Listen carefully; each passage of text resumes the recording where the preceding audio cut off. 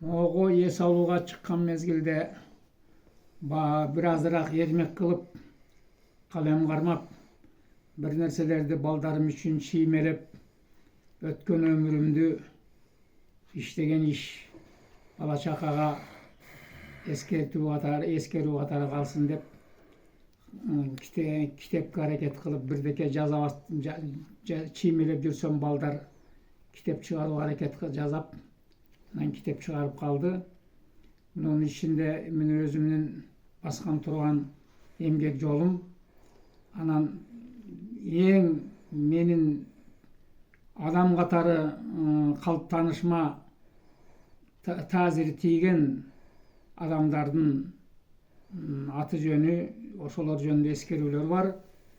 Айрыкча өзүмдүн агам мен ушул даражага жетиш үчүн бирден бир салым кошкон акелерим, агам рахматы Бейиш Олгур Самс акем. Акем жөнүндө бир топ кенен чыгарма жазсам болмок колдон келсе, бирок ал нерсе, ойлогон нерсе бардыгы эле ишке аша бербейт экен. Аздыр көптүр акем жөнүндө төмөнкүлөрдү айткым келет.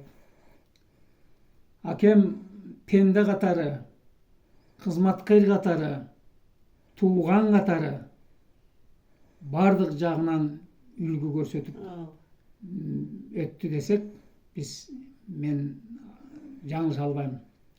Мени акемдин кызматка кылган мамилеси, тууган туушкандарына кылган мамилеси, энесине, ага туугандарына кылган мамилени жомоктоп айтып атсам түгөнө тургандай эмес.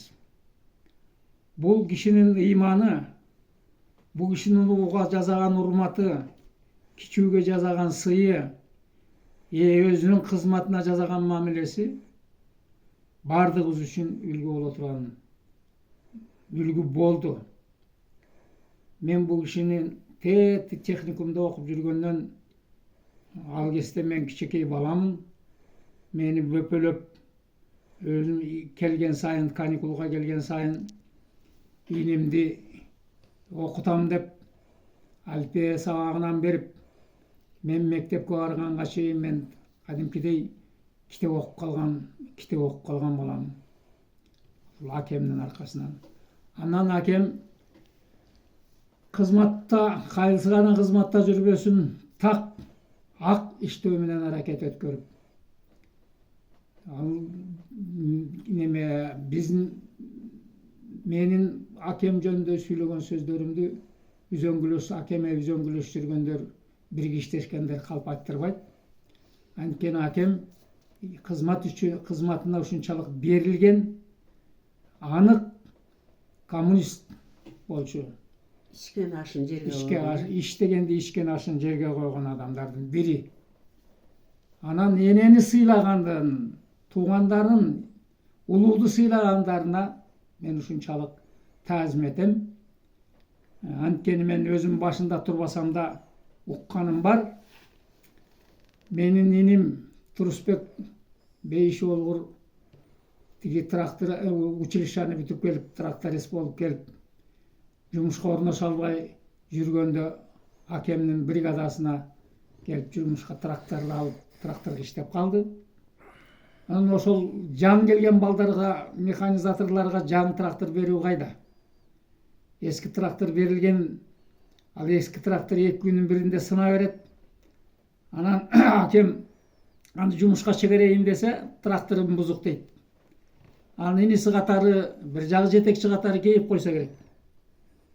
Ал барып бир күнү иним атама барып айтып барат. Акем мени эле уруша берет, жумушта өйдө төмөндөп эле.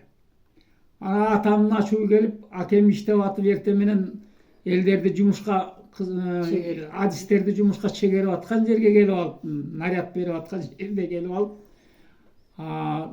сен менин Турусбектен башканы көрбөй калдыңбы деп, камчы көтөрүп 1-2 жолу акемди салып жиберет камчы менен. Ошондо акемдин ыйманын айт. Акемдин ошол көргөн кишилер den ukkam da imanına uşunçalık taң kaldık deyt.